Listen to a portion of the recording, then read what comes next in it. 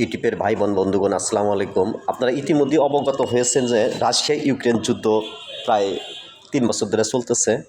Russia Ukraine যুদ্ধের মূল ঘটনা হচ্ছে যে এটা আমেরিকা বলেন, কাতার বলেন, আর হচ্ছে ভারত বলেন, পাকিস্তান বলেন, মধ্যবর্তী আপনার অস্ট্রেলিয়া, কাতার যে সমস্ত রাষ্ট্রতে বলেন না কেন, মূলত এরা যুদ্ধ শেষ করতে পারবে না যতক্ষণ পর্যন্ত রাশিয়ার প্রেসিডেন্ট ভ্লাদিমির পুতিন এবং ইউক্রেনের প্রেসিডেন্ট জেলেনস্কি এক টেবিলে বসে একমত না হবে। এই দুজন না বসা পর্যন্ত যে নাটক আমরা দেখতেছি বিগত 3 বছর যাবৎ আমেরিকার মধ্যস্থতায়, কাতারের মধ্যস্থতায় বা আরও যে কিছু রাষ্ট্র রয়েছে, কোনো প্রকার কোনো রেজাল্ট দেবে না, কোনো প্রকার কোনো কাজে আসবে না।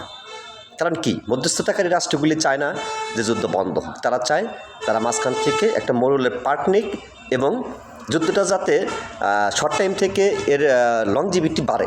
এর জন্য যা করণীয় দরকার ডাইরেক্ট ইনডাইরেক্টে সেই ধরনের প্রতিক্রিয়া চলতেছে। সব কিছু মিলে আপনার রাশিয়া ইউক্রেন যুদ্ধের জন্য সবচাইতে বড় প্রস্তুতি এবং সবচাইতে বড় যে টেন্ডেন্সি, যুদ্ধ বন্ধ করার টেন্ডেন্সি নিতে হবে পুতিনকে এবং জেলেনস্কিকে। এছাড়া বিকল্প কোনো পথ নাই। তো যাই হোক, ভিডিওটি দেখার জন্য আপনাদের অসংখ্য ধন্যবাদ। চ্যানেলটি সাবস্ক্রাইব করে পাশে থাকবেন। আবার ধন্যবাদ জানিয়ে শেষ করছি। সবাই ভালো থাকবেন।